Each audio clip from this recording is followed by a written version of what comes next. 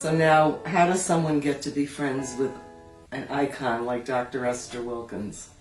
Well, first of all, she would be furious that I'm not just calling her Esther. I met Esther so many years ago, I don't even remember where we were. And then I didn't see her for many years, but I bought her books. I wrote to her. We didn't have computers in those days. I would call her if I wanted some advice on something. And then I had the privilege of speaking at Forsyth in Boston, Forsyth School for Dental Hygienists, where I graduated. And who was in the audience but Esther Wilkins. And she came up to me and we hugged and we reunited, we went out to eat. She walked faster than me, she talked faster than me, she laughed with this contagious laugh, and we were all her children, I learned. Her children were the dental hygienists from years and years ago till even today.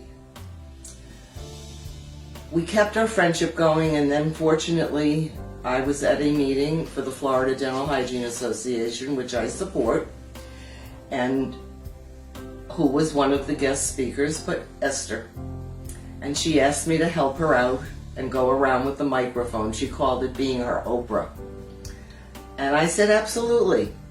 And that night I was at the bar with Janice Siegel, and who comes over but Esther. And we both said, Dr. Wilkins. She said, could I join you? We said, we would love for you to join us. She said, on one condition. I am Esther. We said, fine. And we had a wonderful drink together and visit, and we saw each other throughout the weekend. And I asked her when I'm going to see her again. Well, she was speaking again at the Florida Dental Hygiene Annual Symposium. And when I got there, I get a phone call from her, and it didn't sound like her, it sounded like a frog. And she was sick, and she wanted us to please entertain her dear friend, Dr. Anna Pattison. And it was a pleasure because I had never met Dr. Pattison, and through Esther did meet her and enjoyed her so much. And Esther could not be at the meeting. It was the first meeting she had canceled on. She was that sick. And then she recuperated and started going to other conferences, and I had the privilege of speaking with her at many conferences, Idaho, New York City, Fishkill, New York. And she would always say, now what are we going to talk about? And I'd say, oh, I don't know, what are you going to talk about? And she'd say, no, what are we going to talk about? And we would coordinate our programs to work together with one another. And then she came to Nova. After she was sick, I asked if we could invite her to Nova, Southeastern College of Dental Medicine. And there were 200 hygienists in the room. And of course, being that I knew her, I was in charge of driving Miss Daisy. And the Queen, as I used to call her, and I spent a tremendous amount of time that weekend together. We went out to dinner with mutual friends and my husband Marty, who's my best support in the world. And it was wonderful. We didn't talk dental hygiene. We talked Boston.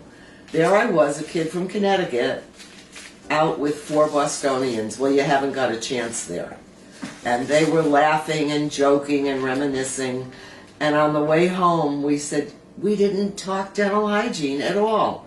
And we were a dentist, 3 hygienists, and a periodontist, and a jeweler who made dental hygiene jewelry. So consequently, we knew that this was a solid friendship at that point. And the friendship just continued. With the advent of the computers, I was able to write her emails right up until 3 weeks before she passed.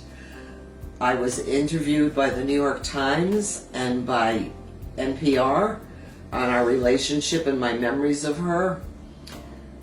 But my strongest memories of Esther are that she didn't believe in anyone giving up. every time I'd say, oh, I'm not going to do my board reviews anymore, she'd say, yes, you are. Oh, I don't think I'm going to come up with any more CE subjects. Oh, yes, you are. I got the bachelor's degree, and I was so excited, and I wrote her, and she writes back, and when are you planning and where are you planning to get your master's? And I just chuckled and said, no way, Jose. And I wrote her and said, not in this lifetime, I'm done. But I'm not done learning. And she believed in learning. She believed in advancing the profession. She did not believe we were teeth cleaners. She said, we don't clean windows. She said, we are periodontal therapists. And the way the profession is going, I hope we will see that day come for every state.